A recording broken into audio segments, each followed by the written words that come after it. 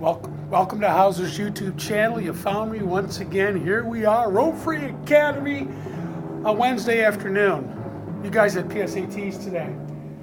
So we're leaving period 2, we're into period 3. We've learned about the U.S. Revolution.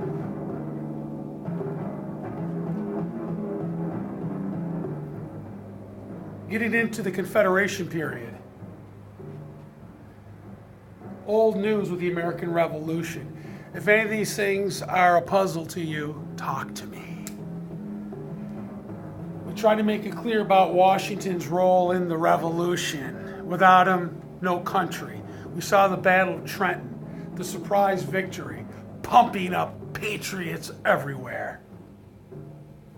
So George will go home. George will go home to Mount Vernon after the American Revolution. We now have the Articles of Confederation. New material I started going over in class today, if you were here. This is what you're turning in on Friday, the day after tomorrow. The Articles of Confederation. States have the power. The national government is weak. It's ineffective. We've gained independence from England, and now will we lose it because we're divided? Sectionalism, loyalty to where you live. You have different interests based upon where you live in the country. United we stand, divided we will fall. So you're talking about the big challenge that we're divided, and the state governments have the power. The federal government is weak. The federal government cannot raise any money.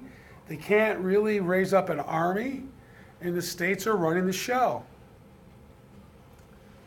The Articles of Confederation could be considered the first U.S. Constitution, written in 1777. But while we're at war, it's not going to be in effect. We have to gain our independence.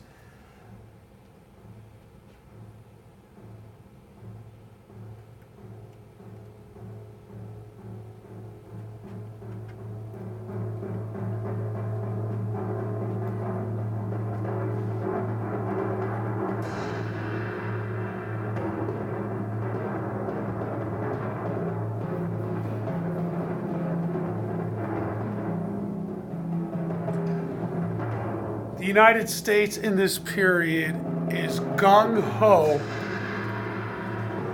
about constitutions. We're all writing constitutions. Oh yeah, remember the Fundamental Orders of Connecticut. We hope that doesn't come up on the AP. But way before in colonial America, Connecticut has written up a constitution. But it's after the American Revolution when we create a republic. And states are doing this.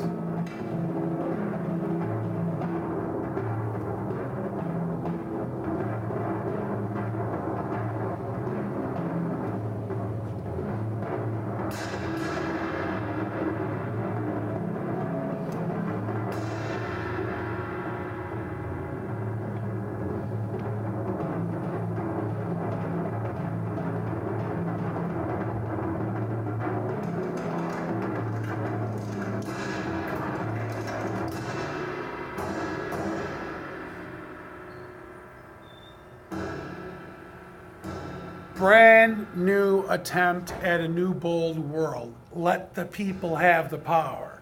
Just say no to a king. As we know, not everybody has the right to vote.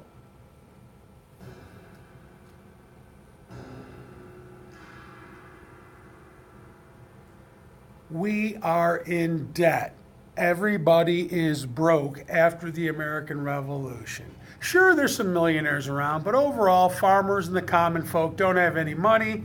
And how could you expect them to pay taxes? They don't have any money to pay taxes.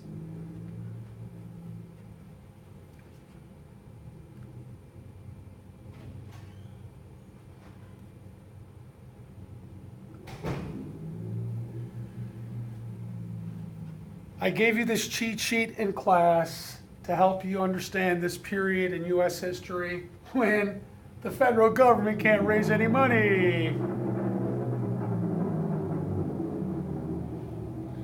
We're in Massachusetts now. Dan Shay's a Revolutionary War veteran, is a farmer. He's broke. They want him to pay taxes. He can't. They want to take his farm. He says no. He starts a rebellion.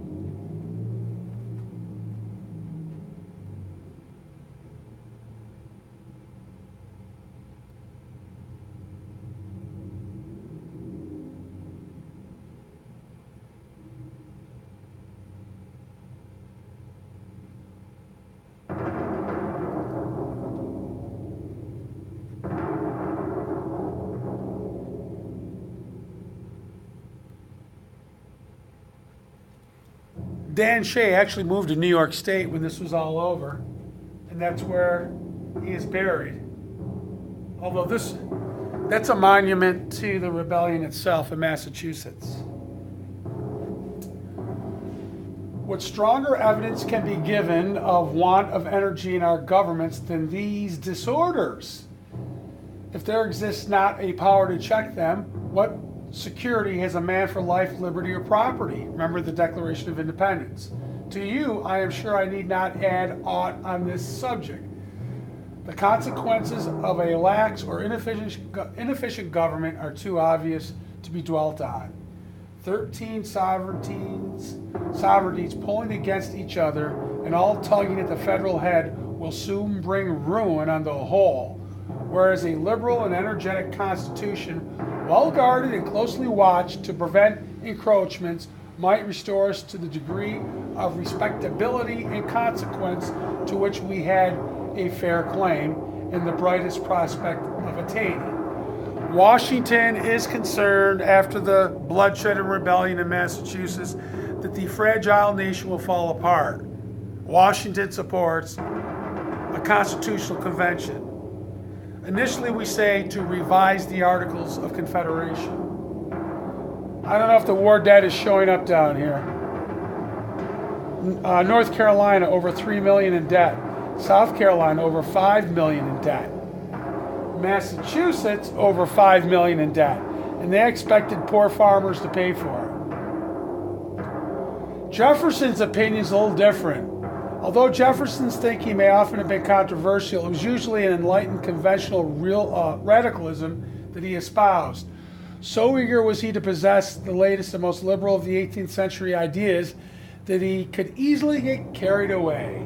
He, like others of great genius, had a habit, as Madison gently put it in 1823, of expressing in strong and round terms impressions of the moment.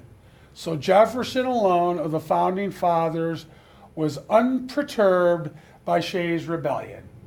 I like a little rebellion now and then, he said. It's like a storm in the atmosphere.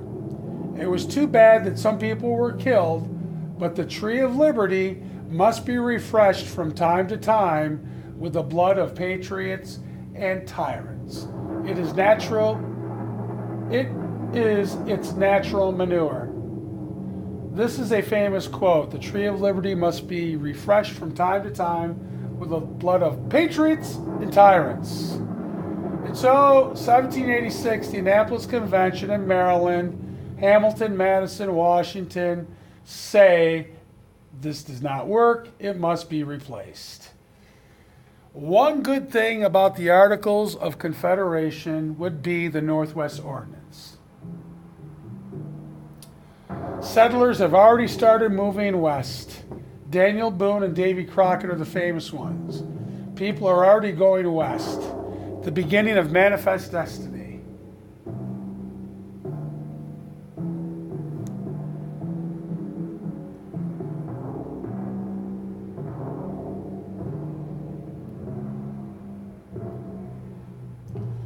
One of the major challenges facing the Confederation Congress was formulating a plan for dealing with the territory west of the Appalachian Mountains. Formerly claimed by individual states, these vast lands were now the territory of the entire U.S. The Northwest Ordinance that the Congress adopted stands as one of the few successes of the Confederation. Another interesting point of this is generally new countries, new nations don't want to accept new territories, seeing them as a possible threat to sovereignty. But in American history, we are encouraging the territories to join. And if you did see or did not see, it is an attempt in the beginning to stop slavery. Of course, this won't work. Slavery is going to spread everywhere.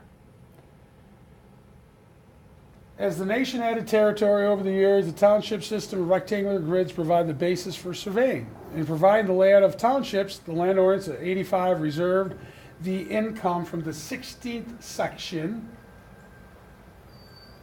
for the support of public schools. So we sell this little grid right here, and that money that is raised from that grid will go for public schools.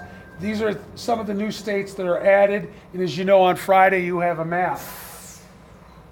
And that's kind of what the map looks like. Make sure you get the Mississippi River in over here and the Appalachian Mountains coming up here, and you've got to have your Great Lakes. Ontario, Erie, Huron, Michigan, and Superior.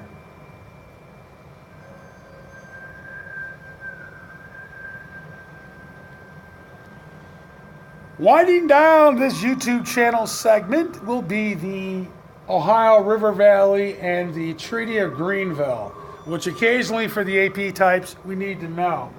Little Turtles Uprising in 1791 causes a problem for the Americans. We lost. Later on, though, we will go back and we will defeat the Indians out in the Ohio River Valley, and the Treaty of Greenville, you see right here, manifest destiny. We are taking over Indian territory. And here is a portrait of that treaty. Any questions, you gotta see me. And I thank you for tuning into the YouTube channel, because as I've been saying right along, I'm trying to communicate with you and help you get ready for this big AP exam in May.